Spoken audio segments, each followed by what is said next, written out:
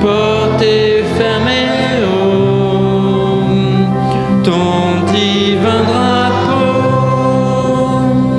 le bonheur s'enfuit, le deuil me poursuit, il me faut souffrir moi-même ou pleurer pour ceux que j'aime, mais j'ai dans mon cœur un consolateur, fort de son secours, j'avance toujours. Soutiens mon faible courage, achève en moi ton ouvrage, et que par la foi je sois tout à toi, et que par la foi je sois tout à toi. Merci, vous pouvez vous asseoir.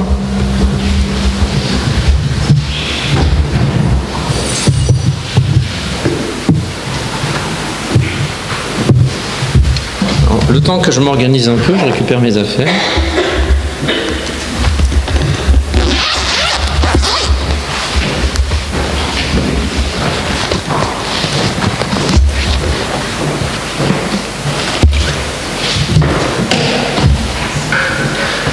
Alors nous allons partager un passage ce matin dans 2 Corinthiens 5, 1 à 10.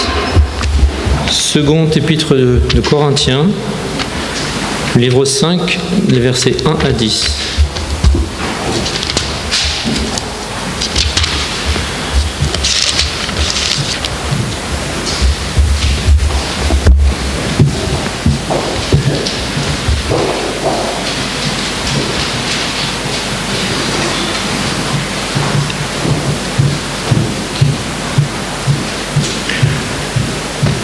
« 2 Corinthiens 5, 1 à 10. Je vous laisse vous installer.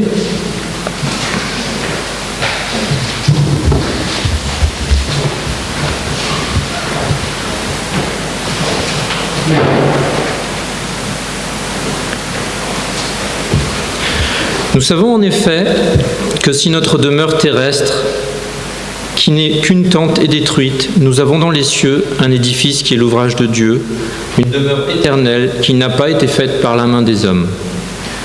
Aussi nous gémissons dans cette tente, désireux de revêtir notre domicile céleste par-dessus l'autre. Si du moins nous sommes trouvés vêtus et non pas nus. Car tandis que nous sommes dans cette tente, nous gémissons, accablés, parce que nous voulons non pas nous dévêtir, mais nous revêtir, afin que ce qui est mortel soit absorbé par la vie. Et celui qui nous a formés pour cela, c'est Dieu, qui nous a donné les arts de l'esprit. Nous sommes donc toujours pleins de courage et nous savons qu'en demeurant dans ce corps, nous demeurons loin du Seigneur. Car nous marchons par la foi et non par la vue. Nous sommes pleins de courage et nous aimons mieux quitter ce corps et demeurer auprès du Seigneur. C'est pour cela aussi que nous mettons notre point d'honneur à lui être agréable, soit que nous demeurions dans ce corps, soit que nous le quittions. Car il nous faut tous comparaître devant le tribunal de Christ, afin qu'il soit rendu à chacun d'après ce qu'il aura fait dans son corps, soit en bien, soit en mal. Nous allons prier. Seigneur, comme nous venons de le lire, Seigneur, nous avons cette nature terrestre, ce corps terrestre, Seigneur, mais nous regardons vers toi sans t'avoir vu, Seigneur, par la foi, car nous avons l'assurance, Seigneur, la confiance, que pour ceux qui sont reçus, nous serons auprès de toi toujours dans ce corps céleste, Seigneur, et nous n'aurons plus à subir les souffrances de ce monde, Seigneur, et les tentations. Merci, Seigneur, parce que nous sommes sur cette terre pour te rendre gloire, Seigneur. Nous te remettons ceux qui sont dans la peine, Seigneur, ceux qui sont dans la maladie, Seigneur, dont tu connais les noms, soit avec la famille Ferreira, Seigneur, avec la santé de Thiago également. et que tu puisses vraiment nous aider à regarder vers toi à chaque instant. À être un bon témoignage, Seigneur, et à porter du fruit et faire de bonnes œuvres comme nous venons de le lire. Je demande toutes ces choses au nom de Jésus. Amen.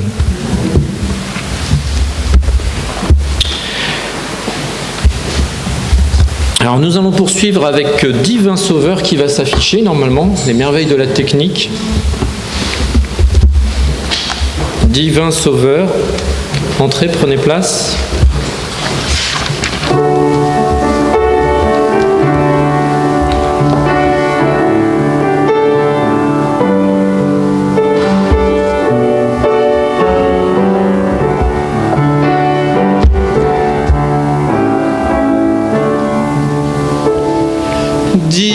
Divin Sauveur, toi qui vins sur la terre pour y mourir sur un infâme bois, le cœur ému, j'approche du calvaire que ton esprit m'enseigne à contempler ta croix.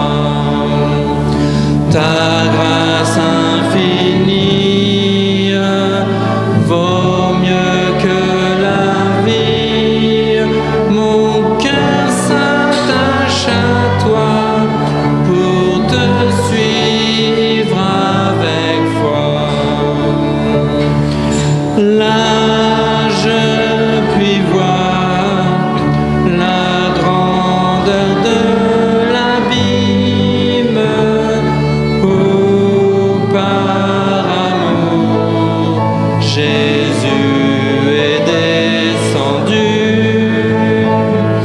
et les tourments de la sainte victime me disent qu'à jamais sans Christ j'étais perdu. Ta grâce infinie vaut mieux que la vie. Mon cœur s'attache à toi pour te suivre avec foi. Mon seul refuge est dans sa meurtrissure. Là j'ai trouvé le pardon et la paix, et sous le sang qui lave ma souillure, je puis de tout péché rester libre à jamais. Ta grâce infinie vaut mieux que la vie. Mon cœur s'attache à toi pour te suivre avec foi. Jusqu'à la fin, Jésus, ma confiance sera toujours dans le sang de ta croix. C'est en mon cœur cette ferme assurance, et que toujours aussi j'obéisse à ta voix. Ta grâce infinie vaut mieux que la vie. Mon cœur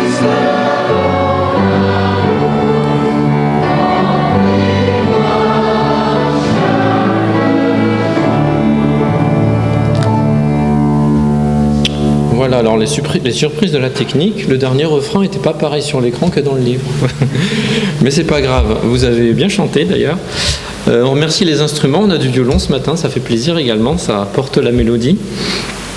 Et donc je vous demande de prier pour Thiago, puisque si je suis là à sa place ce matin, c'est parce que il avait été confirmé positif et il n'était pas en bonne santé. Alors peut-être Marilyn peut nous en dire un peu plus. Il a été depuis le 19 décembre qu'il a contracté le virus. Il a été confirmé positif. Nous, on est négatif, les trois qui nous demandent la négatif. Mais il a fait un scanner hier qui montre que les poumons sont touchés à entre 50 et 75%. Donc il est bien fatigué, il a du mal à respirer, il n'est pas hospitalisé, mais bon, ça va quand même un peu mieux, tous ces fièvres sont arrêtés parce qu'il avait des certains des grosses poussées de fièvre.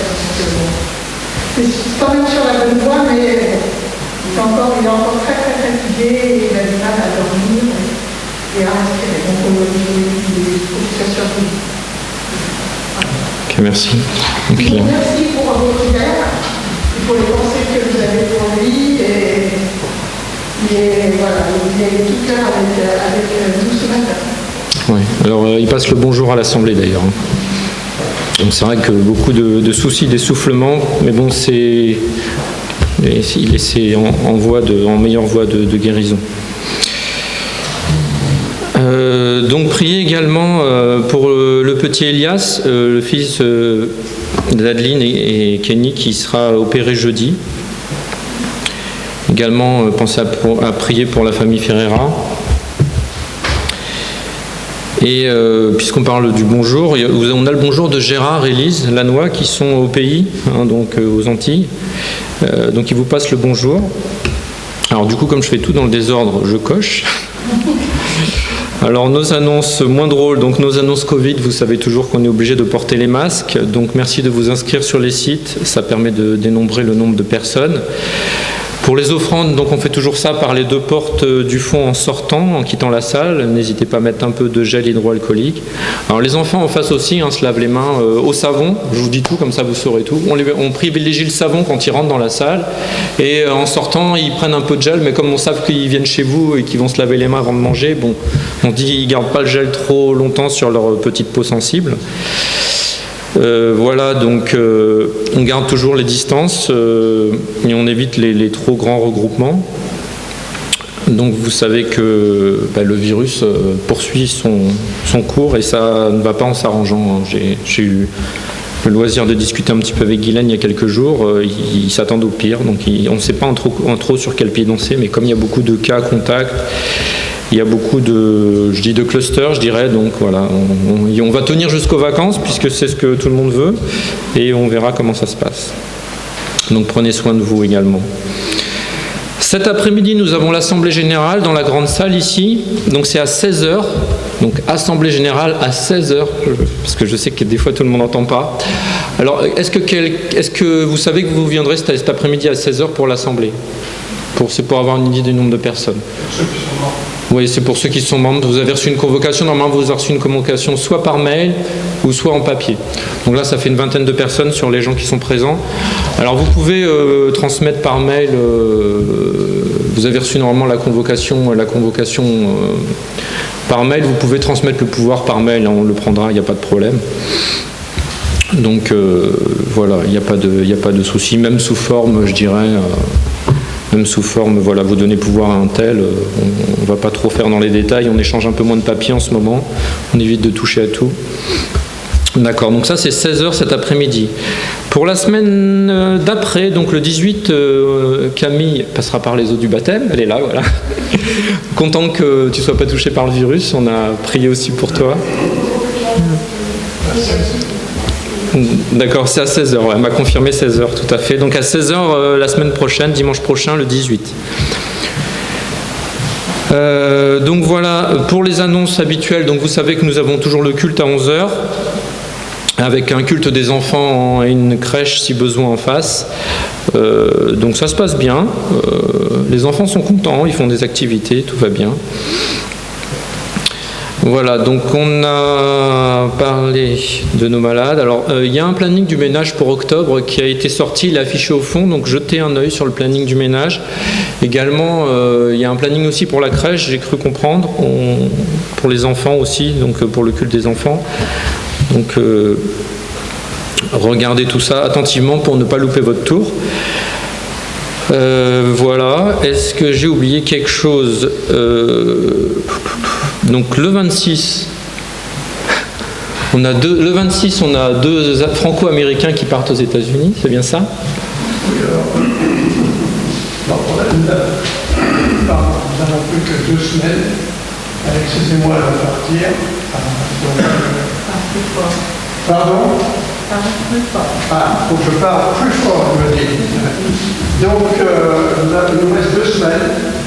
Et je vous demande de prier pour ce voyage.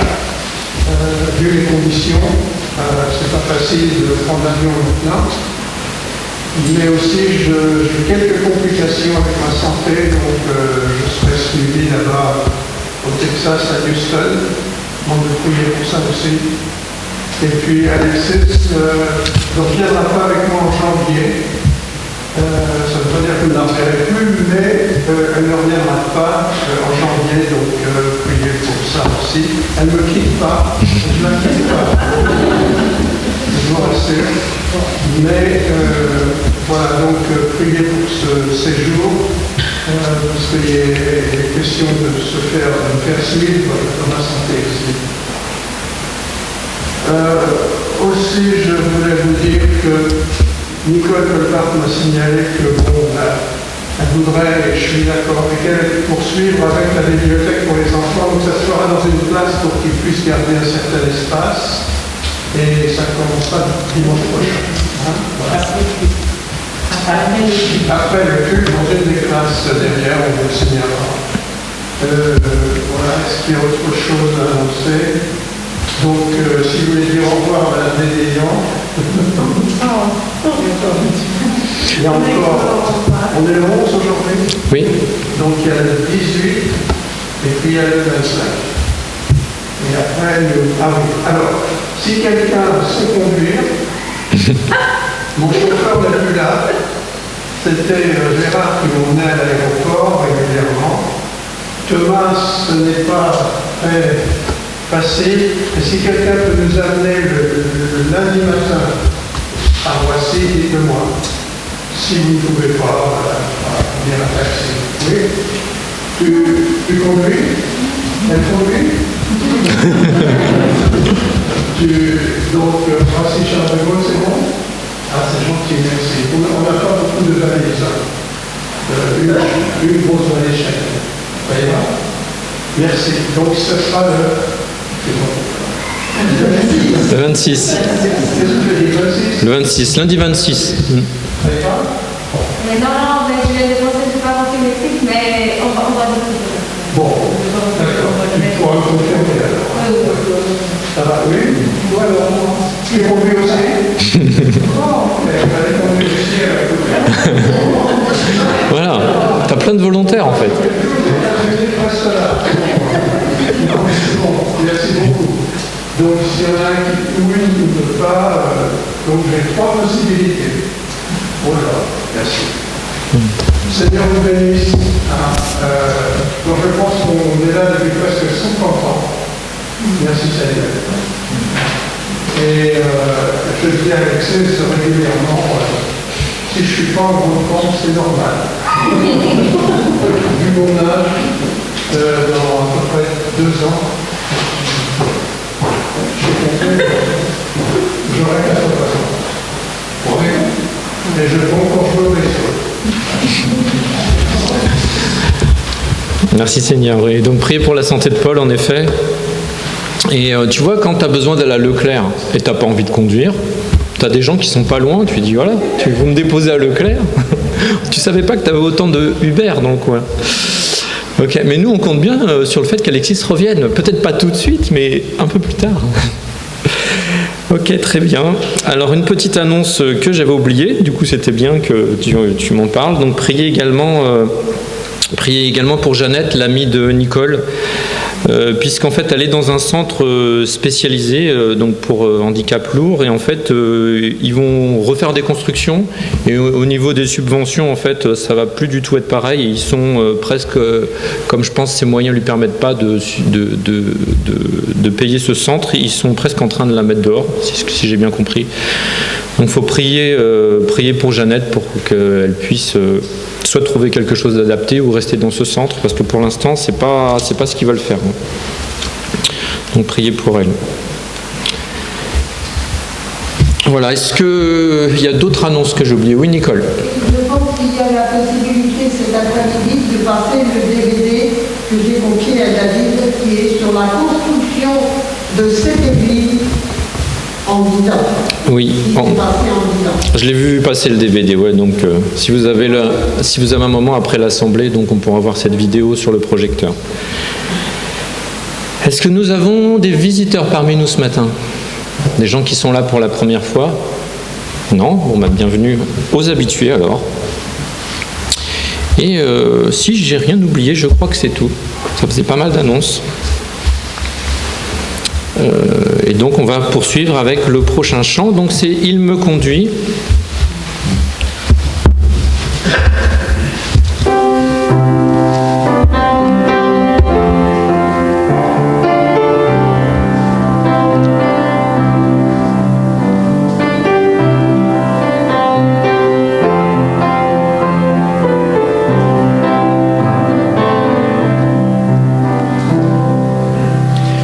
Il me conduit douce pensée, repos pour mon âme lassée.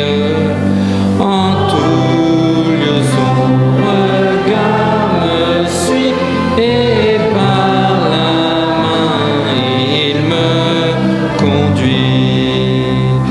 Il me conduit.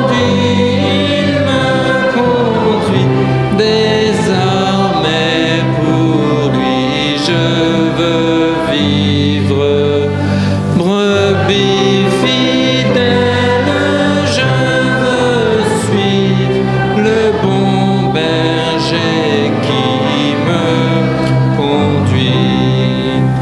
Jésus sur moi veille sans cesse, dans la joie et dans la tristesse, dans le jour comme dans la nuit, pas à pas sa main me conduit. Il me conduit, désormais pour lui je veux vivre, brebis fidèle, je veux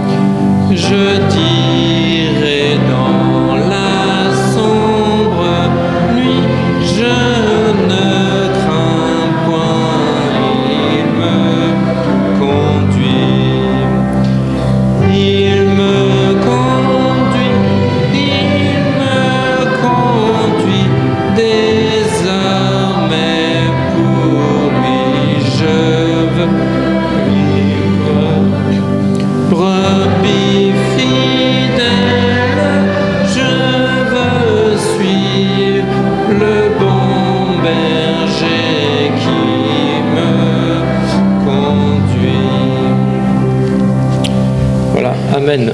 Servir et suivre le bon berger qui nous conduit. On va se lever pour le prochain chant, ça sera le 288 dans mon livre. La voix du Seigneur m'appelle. Pour vous, ça sera sur l'écran.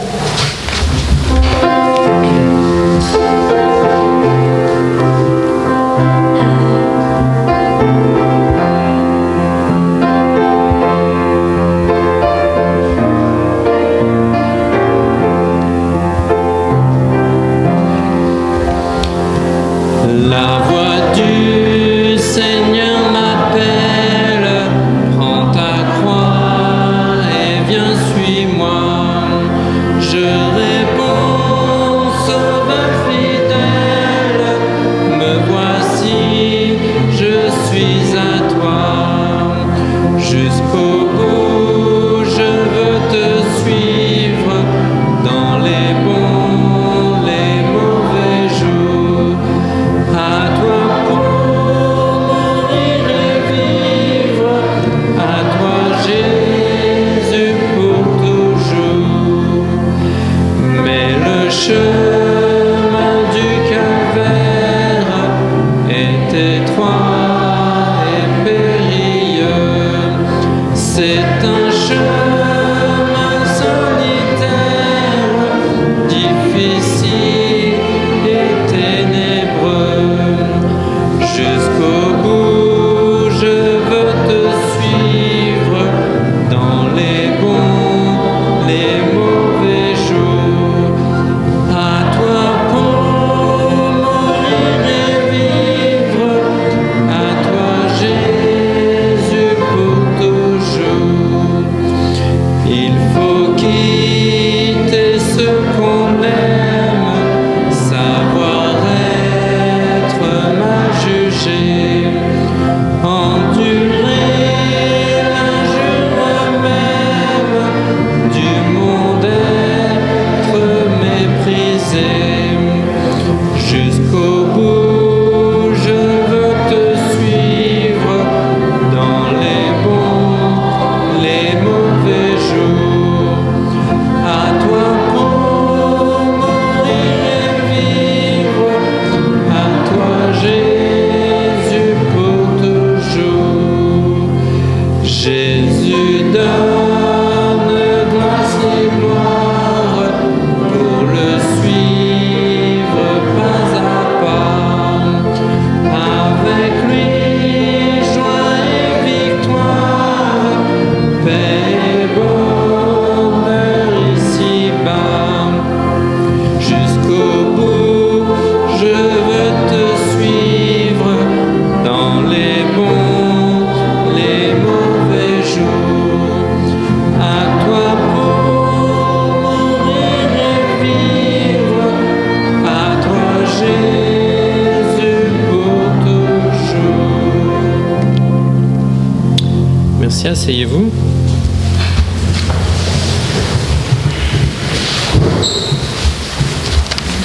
Et le dernier chant que nous allons avoir avant le message, donc c'est « Viens m'apprendre à t'aimer ».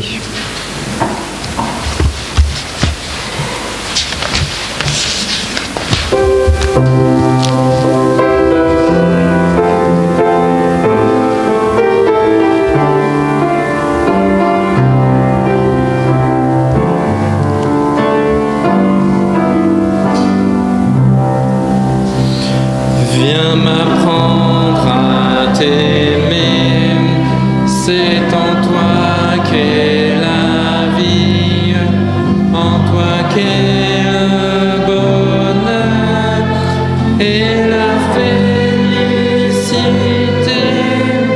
Jésus étend sur moi ta main meurtrie et dis-moi, j'ai souffert, j'ai porté ton péché.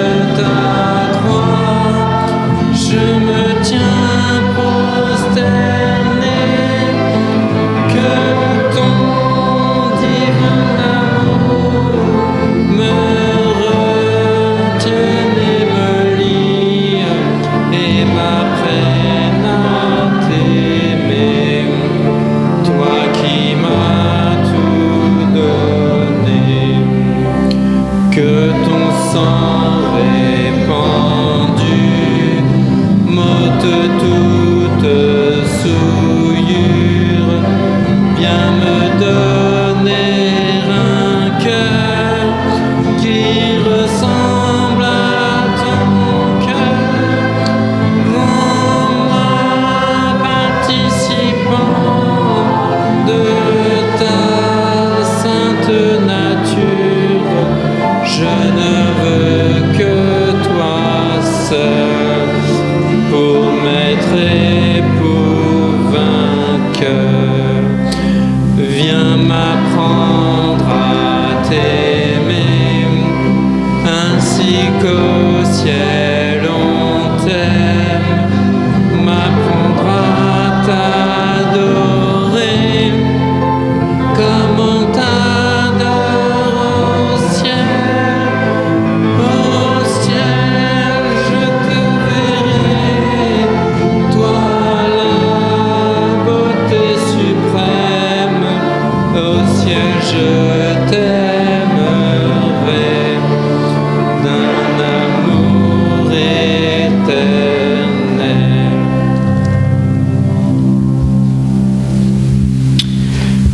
Voilà, donc c'est vrai que quand on lit les paroles de ce chant, on se dit, on le connaît, on le chante. Alors ce chant-là comme d'autres, hein, mais quand on réalise ce qu'on chante, les paroles sont fortes. Alors bonjour à ceux que je n'ai pas eu l'occasion de saluer ce matin, tout d'abord. Donc comme on l'a dit, n'oubliez pas de prier pour nos malades en ces périodes difficiles. Le Seigneur nous dit dans sa parole, dans Jacques 5,16, « Confessez donc vos péchés les uns aux autres et priez les uns pour les autres, afin que vous soyez guéris. » La prière agissante du juste a une grande efficacité. On peut aussi y voir dans Matthieu 18,20, « Là où 2 ou 3 sont assemblés en mon nom, je suis au milieu d'eux. » Ou encore Jean 14,14, « Si vous demandez quelque chose en mon nom, je le ferai. » Les versets qui nous invitent et nous encouragent à la prière sont nombreux. Néanmoins, l'étude de la prière n'est pas le sujet ce matin. Au vu de ce que nous pouvons voir en ce moment autour de nous, de nombreuses personnes se posent des questions sur l'avenir. Qu'allons-nous faire demain? Garderons-nous toujours ce masque sur le nez? Masque qui nous incommode, qui nous irrite, nous abîme la peau, nous donne mal au crâne parfois. Allons-nous perdre notre salut traditionnel effectué à l'aide d'une poignée de main, puisqu'on ne se touche plus? Ou se faire la bise, ne plus se faire la bise également, ou les accolades comme on le pratique régulièrement? Il y a quelques mois à peine, ce sont des choses qu'on pratiquait encore. Ou alors, peut-être la question c'est, mais quand vont-ils trouver un vaccin? Quand ce virus sera détruit, ou pourrons-nous vraiment y faire face? En effet, le lendemain ou le futur reste plutôt incertain. Si je n'étais pas chrétien, je regarderais plus peut-être mon horoscope, ou je mettrais ma confiance dans les informations, quoique sont-elles fiables ces informations? Sont-elles désintéressées, non dirigées? Est-ce qu'elles sont sous influence? On ne sait plus en fait. On peut également voir en ce moment les catastrophes naturelles telles qu'il y a régulièrement, mais celles qui nous touchent plus particulièrement en ce moment dans les Alpes-Maritimes. Dans la région de Nice, lorsqu'on entend parler de Saint-Martin-Vésubie. C'est une ville ou un village, je dirais que pour la plupart d'entre nous, on ne soupçonnait même pas l'existence il y a quelque temps. Maintenant, on connaît le nom par cœur. Quels événements terribles ont lieu à cet endroit? On nous parle de l'équivalent de 3 mois de pluie tombée en seulement 1 heure. Je lisais il y a quelques jours sur le net, environ 68 litres d'eau par mètre carré.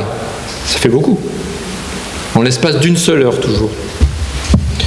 Cela représente vraiment beaucoup d'eau. Ça peut également nous donner un aperçu de ce que pouvait être le déluge du temps de Noé.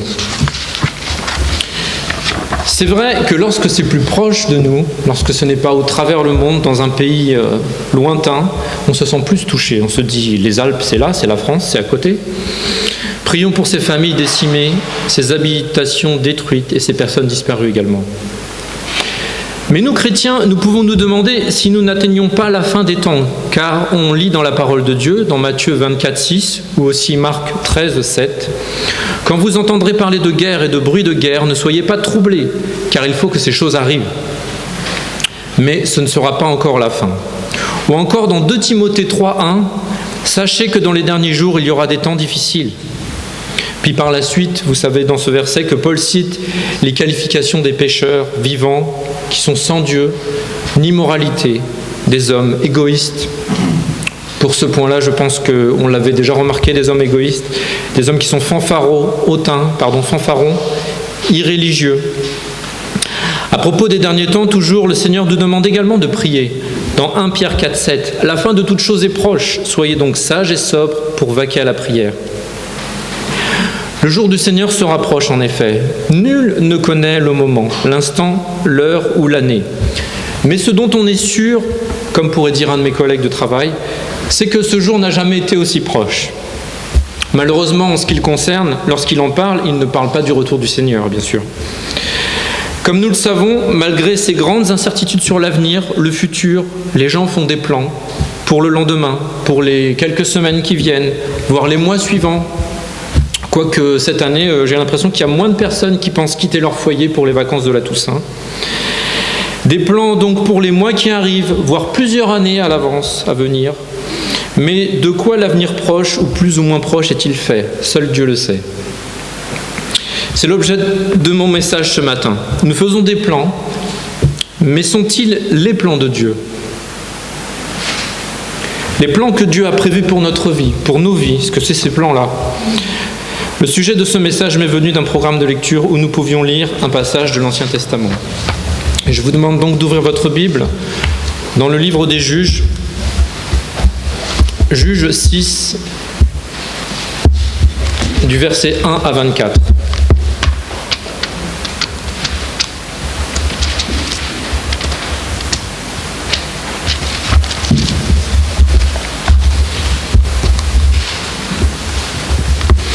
Alors le passage qu'on va lire est un petit peu long, mais le parcourir nous permet de situer correctement le contexte dans lequel il se déroule. Contexte qui peut sembler d'ailleurs peut-être comparable à nos jours d'ailleurs. Donc Juges 6, 1 à 24. Les Israélites firent ce qui est mal aux yeux de l'Éternel, et l'Éternel les livra entre les mains de Madian pendant 7 ans. La main de Madian fut puissante contre Israël. C'est à cause de Madian que les Israélites se firent des tranchées dans les montagnes, des cavernes et des fortifications. Quand Israël avait semé, Madian montait avec Amalek et les Bédouins de l'Orient, et il montait contre lui. Il campait en face de lui, détruisait les productions du pays, jusque vers Gaza, et ne laissait en Israël ni vivres, ni brebis, ni bœufs, ni ânes. Quand ils montaient avec leurs troupeaux et leurs tentes, ils arrivaient comme une multitude de sauterelles. Et ils étaient innombrables, eux et leurs chameaux, et ils venaient dans le pays pour le ravager. Israël fut très appauvri par Madian. Et les Israélites crièrent à l'Éternel. Lorsque les Israélites crièrent à l'Éternel au sujet de Madian, l'Éternel leur envoya un prophète. Il leur dit: Ainsi parle l'Éternel, le Dieu d'Israël. Je vous ai fait monter d'Égypte et je vous ai fait sortir de la maison de servitude. Je vous ai délivré de la main des Égyptiens et de la main de tous vos oppresseurs. Je les ai chassés devant vous et je vous ai donné leur pays. Je vous ai dit, je suis l'Éternel votre Dieu. Vous ne craindrez pas les dieux des Amoréens dans le pays desquels vous habitez. Mais vous n'avez pas écouté ma voix. Puis vient l'ange de l'Éternel, et il s'assit sur le tébérin d'Ophra, qui appartenait à Joas, du clan d'Abézière. Gédéon, son fils, battait du froment au pressoir pour le mettre à l'abri de Madian. L'ange de l'Éternel lui apparut et lui dit: L'Éternel est avec toi, vaillant héros.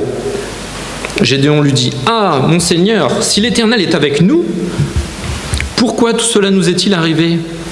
Et où sont tous ces prodiges que nos pères nous racontent quand ils disent: l'Éternel ne nous a-t-il pas fait monter hors d'Égypte ?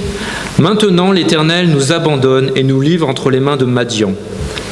L'Éternel se tourna vers lui et dit: Va avec cette force que tu as et tu sauveras Israël de la main de Madian. N'est-ce pas moi qui t'envoie ? Il lui répondit, « Ah, mon Seigneur, avec quoi sauverai-je Israël? Voici que ma parenté est la plus pauvre en Manassé, et je suis le plus petit dans la maison de mon père. » L'Éternel lui dit, « Mais je serai avec toi, et tu battras Madian comme un seul homme. » Il lui répondit, « Si j'ai obtenu ta faveur, donne-moi un signe que c'est toi qui me parles.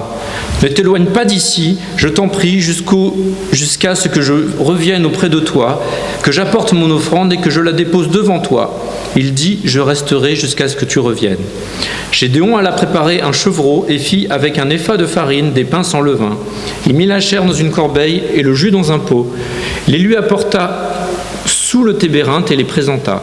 L'ange de Dieu lui dit, « Prends la chair et les pains sans levain, dépose-les sur ce rocher et répands le jus. » Et il fit ainsi.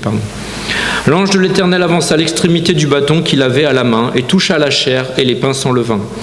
Alors du rocher monta le feu qui consuma la chair et les pains sans levain. Et l'ange de l'Éternel disparut à ses yeux. Gédéon vit que c'était l'ange de l'Éternel.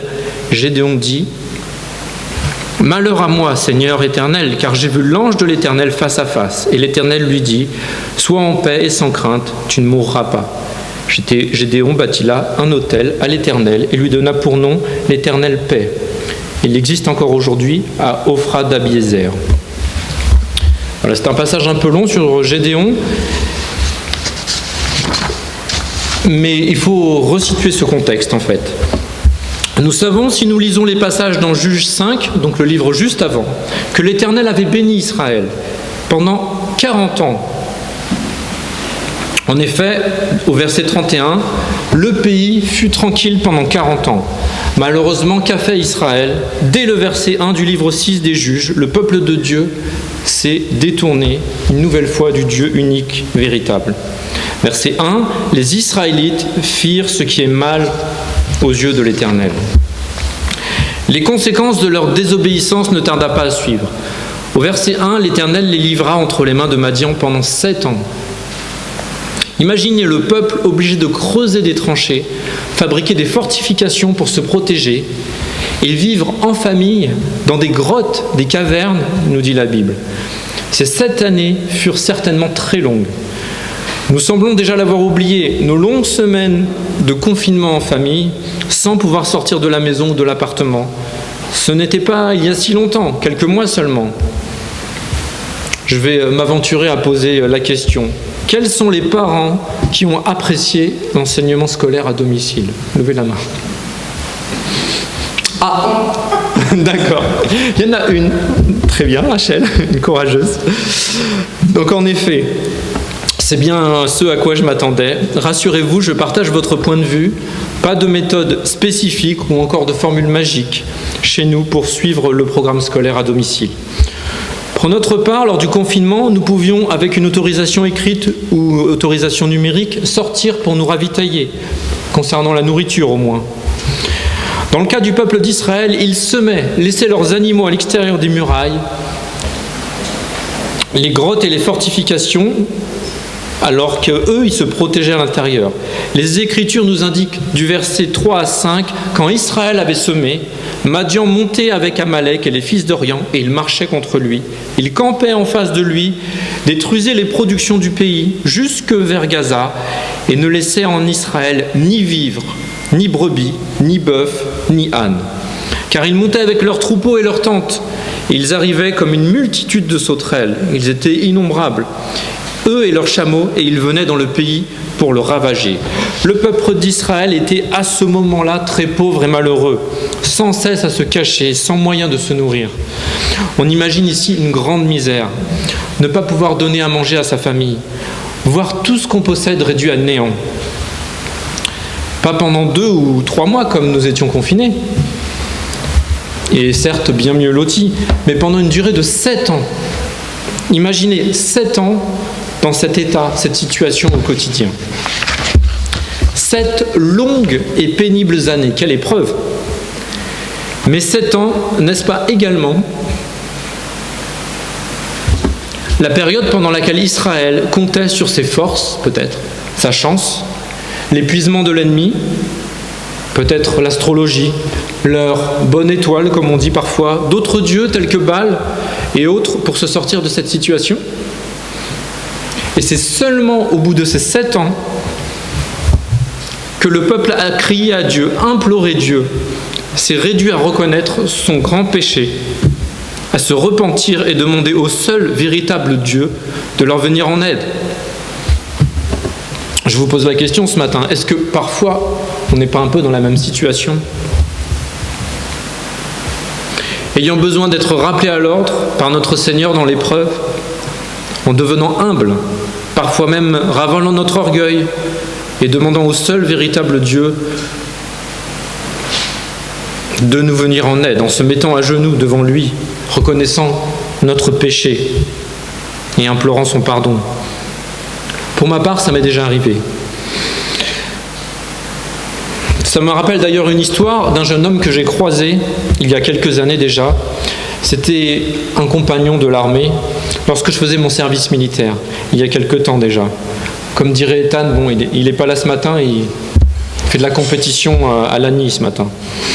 Compétition de piscine. Mais comme dirait Ethan, il disait c'était à l'époque. Tout petit, lorsqu'il posait sans cesse des questions, il fallut lui expliquer tout. Et je dois dire que nous n'avions pas le choix, lui expliquer les choses du présent, les choses du passé. Ah oui, c'était l'époque. Pour lui, c'était toujours à l'époque. Ah, c'était à l'époque, papa. Donc je reviens sur ce camarade de l'armée. Alors je dis ce camarade entre guillemets parce que je ne peux pas dire que je m'entendais plus avec lui qu'avec d'autres. Il était d'origine portugaise et il me semble de mémoire qu'il s'appelait Lucas. Lucas dos Santos, comme ça fait plus de doute. En fait, il faisait partie, lui, des engagés. Moi, j'étais appelé, donc j'ai fait que 10 mois, et lui était engagé. Je faisais mon service militaire, il était souvent à s'amuser, en fait. Comme on dit, profiter de la vie, donc alcool, drogue, souvent ivre ou sous l'influence de drogue douce. Je me souviens qu'il était engagé et qu'il revenait chaque matin de son habitation qui était à terre et il montait sur le bateau, puisque j'étais dans la marine embarqué sur un bateau. Il avait pour habitude de nous réveiller en fait en mettant la musique à fond. Il venait, c'était de toute façon les engagés, c'était les boss par rapport aux appelés qui se faisaient que passer. Il mettait la musique et nous, il nous réveillait juste avant qu'on fasse l'appel. Et je me souviens même d'une anecdote sur une toute petite Bible qu'avait mon frère Emmanuel. Alors je dis mon frère, c'est la personne qui m'a amené au Seigneur pendant le service militaire. En fait, vous savez, ces toutes petites Bibles, on a le résumé soit du Nouveau Testament ou de la Bible en entier, elles sont toutes petites. Et vous avez des feuilles dedans qui sont solides, mais très très fines. Et en fait, il allait le voir et il lui dit... Alors pour lui, en fait, Lucas, ces feuilles, elles lui semblaient techniquement bien pratiques pour rouler des cigarettes. Il avait l'habitude d'ailleurs d'avoir des cigarettes améliorées, si vous voyez ce que je veux dire. Et Emmanuel lui dit, je te donne cette Bible si tu t'engages à lire à chaque fois la page que tu utilises pour rouler ta cigarette. Il n'a pas accepté ce deal, ça n'a pas marché. Et mon ami, donc Emmanuel, qui m'a emmené au Seigneur, me dit, il faut être patient avec lui. Car il est chrétien, sauvé, mais éloigné. Pardon. Et le Seigneur l'a déjà prévenu à plusieurs reprises, mais il a gardé sa vie sauve. Ce jeune homme nommé Lucas, il avait fait plusieurs tonneaux dans un accident de voiture grave. Mais lui, il était sorti indemne de l'accident. D'ailleurs, il avait fait ces tonneaux parce qu'il n'était pas dans un état de conduire. Il a été à l'hôpital pour observation, juste. Il n'avait rien du tout. Pas une égratignure. Les non-chrétiens diraient ce n'était pas son jour. Mais le Seigneur, en effet, cherchait à le rappeler à l'ordre et l'avait protégé. Alors je ne peux pas vous dire à ce jour la direction qu'il a choisi de suivre, car on s'est perdu de vue après le service militaire. Mais je pense que les plans que Dieu avait pour lui n'étaient pas forcément ce que lui voulait pour sa vie à ce moment-là. C'est peut-être votre cas ce matin. Le Seigneur vous appelle à revenir à lui, à changer de direction, à reprendre le droit chemin en tant que chrétien. Si c'est le cas, n'attendez pas aussi longtemps que le peuple d'Israël.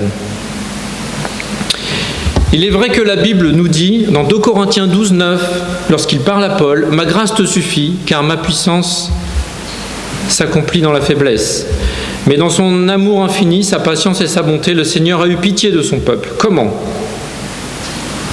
Il leur a envoyé un prophète, Gédéon.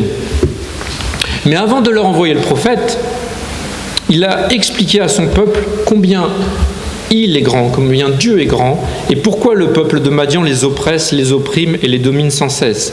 La raison de ce malheur, nous l'avons vu, verset 9, « Mais vous n'avez pas écouté ma voix. » Le peuple a désobéi, il a péché, s'est de nouveau tourné vers de faux dieux, vers des idoles. Vous savez, cela n'a pas beaucoup changé de nos jours. Qu'est-ce qui occupe tout notre esprit au quotidien ? Est-ce la recherche de l'âme sœur ? Peut-être pour les plus jeunes, quoique, je vais dire, il n'y a pas forcément besoin d'être jeune pour chercher l'âme sœur, en croire les publicités qu'on voit sur les sites de rencontres. On peut penser ça. Après, il y a un autre aspect. Qu'est-ce qu'on entend par l'âme sœur également ? Mais ça, c'est un autre message. Est-ce que c'est une personne qu'on a envie d'avoir à ses côtés pendant toute la vie ou autre chose ? Est-ce qu'on passe notre temps, notre énergie, nos pensées à trouver l'âme sœur, je disais, peut-être à terminer à tout prix un jeu vidéo, être le meilleur au sport, ou tout connaître d'une star, en être un fervent fan, connaître le moindre détail de sa vie. Peut-être on cherche à se faire remarquer auprès d'un compagnon de classe qui est séduisant. On dit « T'as vu, il m'a regardé ». Être populaire peut-être. Ou peut-être ne pas louper le dernier épisode, la dernière saison de je ne sais quoi, Camelot, Walking Dead ou d'autres séries. Est-ce qu'on passe du temps sur ces séries ?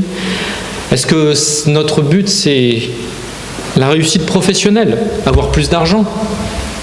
Peut-être avoir une belle voiture, une grande maison, être reconnu au travail pour ses compétences, ses qualités, son intelligence, son efficacité, sa réactivité.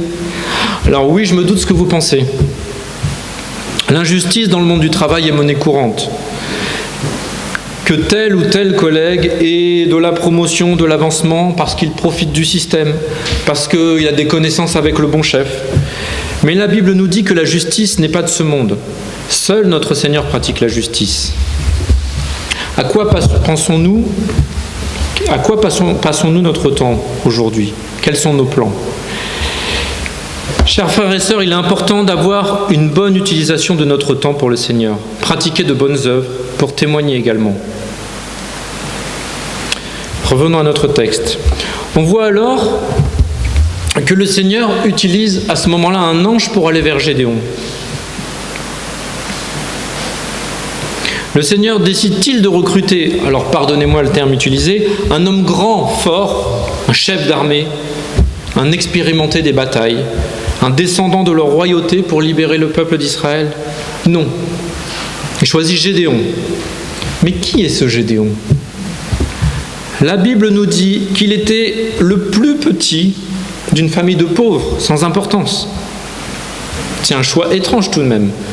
Que faisait-il à cet instant où il rencontre l'ange qu'envoie l'Éternel ? La Bible nous dit qu'il battait du froment pour le mettre à l'abri de Madian. Autrement dit, il faisait des réserves de nourriture pour subsister. Disons qu'il dépensait son temps, son énergie, ses forces pour subsister, lui et sa famille certainement. Et vous avez remarqué comment l'ange l'interpelle ? Relisons le verset 12. « L'Éternel est avec toi, vaillant héros. » Quelle entrée en matière ! Point de salut, bonjour, que fais-tu là ? Le moindre que l'on puisse dire est que les présentations sont vraiment écourtées. La réponse de Gédéon est intéressante. Il aurait pu dire « Ah oui, moi je suis le héros » en bombant le torse du haut de sa petite taille. Ou peut-être « Pourquoi me dis-tu que je suis un héros ? Tu t'adressais à quelqu'un derrière moi ?» Mais de par son origine et sa modestie, il ne répond pas à ces paroles. Ses principaux soucis, tout comme l'ensemble du peuple d'Israël, sont, petit 1, rester en vie, et petit 2, se nourrir et nourrir ses proches. On peut dire en un seul mot, son objectif c'était subsister. Il se focalise sur cet objectif. D'où sa réponse, il pense certainement qu'on le flatte ou que ce sont des paroles en l'air. Pensez-vous, moi, un vaillant héros? En lisant, on a même l'impression qu'il n'a pas entendu le début de la phrase. Quelle est sa réponse au verset 13? Il dit « Ah, mon Seigneur, si l'Éternel est avec nous, pourquoi toutes ces choses nous sont-elles arrivées? Et où sont tous les prodiges que nos pères nous racontent? Quand ils disent « L'Éternel ne nous a-t-il pas fait monter hors d'Égypte? Maintenant l'Éternel nous abandonne et il nous livre entre les mains de Madian. » Et Moïse, les plaies d'Égypte, la traversée de la mer Rouge, les 10 commandements, on m'en a parlé, mais j'y crois bien, mais c'est passé où? Là, je ne le vois pas aujourd'hui. L'Éternel nous a laissé tomber entre les mains de Madian. En effet, sur je dirais le contexte autour de Gédéon et du peuple d'Israël à ce moment-là, ce ne sont pas les sauterelles qui envahissent l'Égypte, sous les ordres du Seigneur, mais plutôt le peuple de Madian, qui, je cite, donc, arrivés comme une multitude de sauterelles, ils étaient innombrables, eux et leurs chameaux, et ils venaient dans le pays pour le ravager. En résumé, Gédéon, il devait se dire, les sauterelles, elles ne sont pas du bon côté, ce coup-là. Et que lui répond l'ange à ce moment-là? Va avec cette force que tu as et délivre Israël de la main de Madian. N'est-ce pas moi qui t'envoie? Je pense qu'à ce moment-là, il doit se dire, avec la force que moi j'ai, moi qui suis si petit, en moins que rien, il se moque de moi peut-être. Il répond d'ailleurs au verset 15, « Ah, mon Seigneur, avec quoi délivrerai-je Israël ?» Sous-entendu, ce n'est pas avec ma force à moi dont tu parles que je délivrerai Israël. « Voici, ma famille est la plus pauvre de Manassé et je suis le plus petit dans la maison de mon père. » Puis sa réponse à l'ange qui lui affirme que l'Éternel sera avec lui. Il reste sceptique. Il dit en quelque sorte, je demande à voir. Il demande une preuve. N'est-ce pas de la sorte que nous agissons parfois avec Dieu quand nous manquons de foi alors qu'il nous guide et il nous dirige? Lorsqu'on est là, il laisse une porte ouverte. Juste devant nous, une porte qui s'ouvre. La porte est là, ouverte. Il n'y a qu'à entrer. Mais on hésite parce qu'on n'accepte pas entièrement cette proposition. Peut-être on a peur. Je ne serai pas à la hauteur. Est-ce que je vais y arriver? Nous manquons de foi. Peut-être faisons-nous notre Gédéon à notre manière. Mais comment vais-je faire? Certainement cela nous est déjà arrivé. Priez le Seigneur de vous aider dans ces moments et de vous montrer la porte à passer. Ou parfois également, nous pouvons dire « Bon d'accord Seigneur, mais seulement s'il se passe ça, ou si un tel me dit ça, ou si je n'ai pas le choix. Montre-moi un signe, ou plutôt, montre-moi seulement le signe que je veux. Celui que je veux bien voir, car je marche vers la porte, mais j'ai un peu les yeux fermés, parce que j'ai peur d'avancer peut-être. J'ai peur de ce que je pourrais apercevoir si j'ouvre les yeux. Mais c'est le Seigneur qui nous guide, faisons-lui confiance, ou si nous manquons de foi, laissons-le nous guider. On sait d'ailleurs qu'il ne nous laisse jamais seuls. Matthieu 28, 20. « Et voici, je suis avec vous tous les jours jusqu'à la fin du monde », comme le dit le cantique. Nous devons lui faire confiance. On sait qu'il est le bon berger, Jean 10, 13. « Je suis le bon berger donne sa vie pour ses brebis. » Ne l'oublions pas, il a donné sa vie par amour pour nous sur la croix. Gédéon donc, que fait-il Gédéon? Il demande donc une preuve à l'ange sous les conditions qu'il choisit. Il doute, mais il ne veut pas passer à côté de quelque chose d'important quand même. Verset 17, Gédéon lui dit « Si j'ai trouvé grâce à tes yeux, donne-moi un signe pour montrer que c'est toi qui me parles. Ne t'éloigne pas jusqu'à ce que je revienne auprès de toi, que j'apporte mon offrande et je la dépose devant toi. Et l'Éternel dit, je resterai jusqu'à ce que tu reviennes. » Gédéon entre, donc prépare un chevreau. Il prépare des pains sans levain, verset 19, il mit la chair dans un panier, le jus dans un pot, les lui apporta sous le tébérinthe et les présenta. Verset 20, l'ange de Dieu lui dit, prends la chair et les pains sans levain, pose-les sur ce rocher et répands le jus. Et il fit ainsi.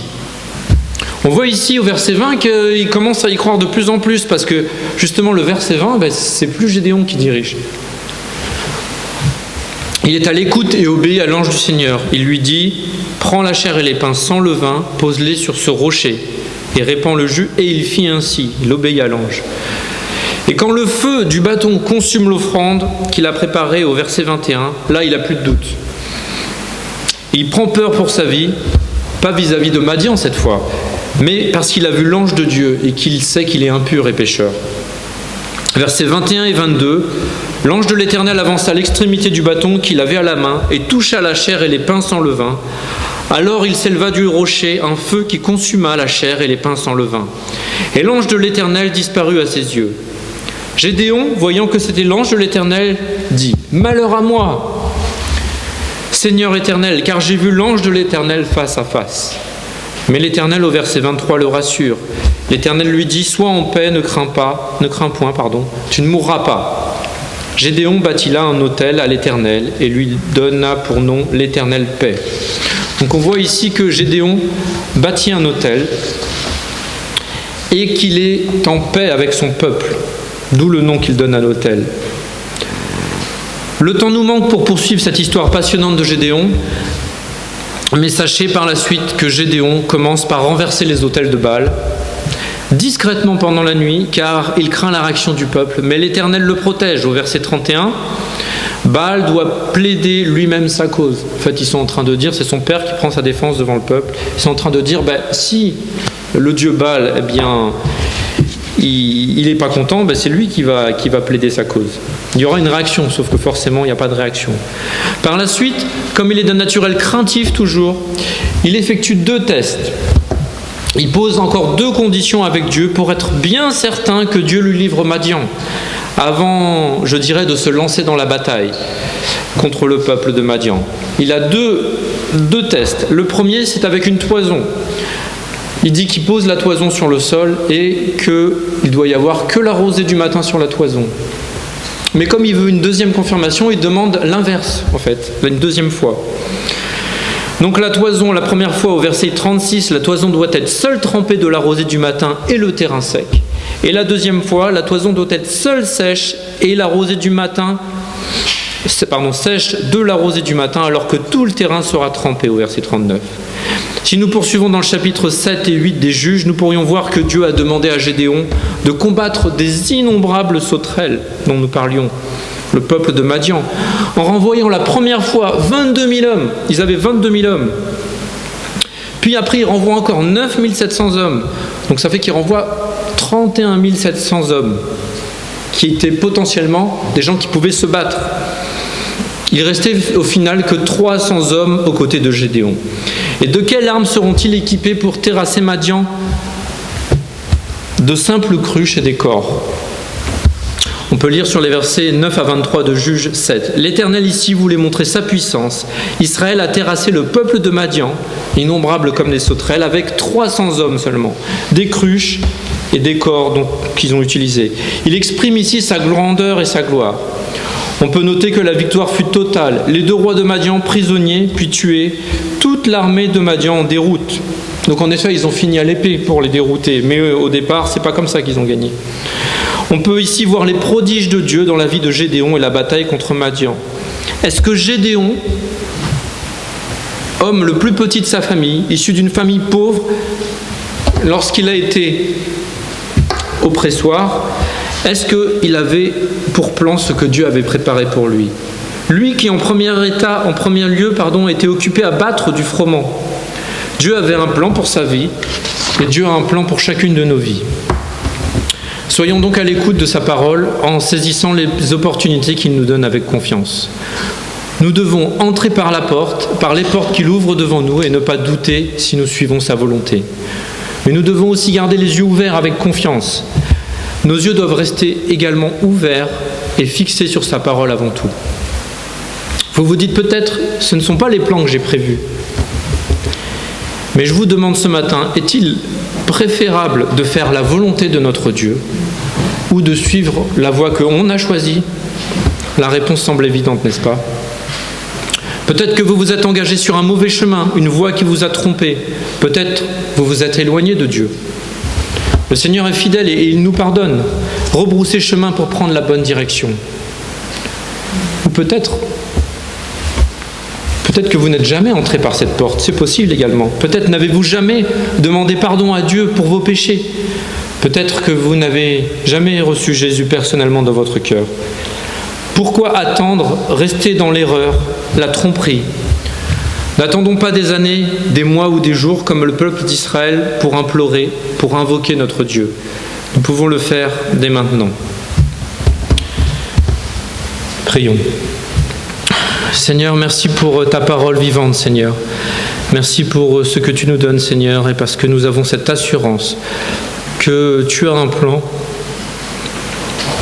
pour chacune de nos vies, à partir du moment où nous t'avons reçu dans notre cœur, Seigneur. Que tu nous aides à regarder vers toi, à avoir confiance et rester les yeux fixés sur ta parole pour saisir ces opportunités et passer ces portes que tu ouvres devant nous, Seigneur. Guide-nous pour connaître le plan, ton plan dans nos vies, Seigneur. Et bénis chacun ici présent. Au nom de Jésus. Amen.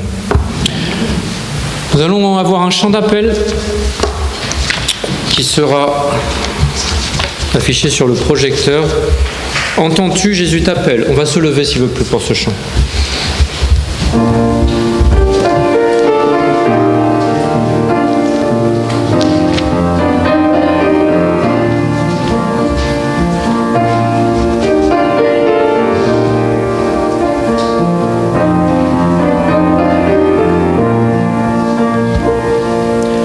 Entends-tu, Jésus t'appelle, viens au pécheur, il t'attend.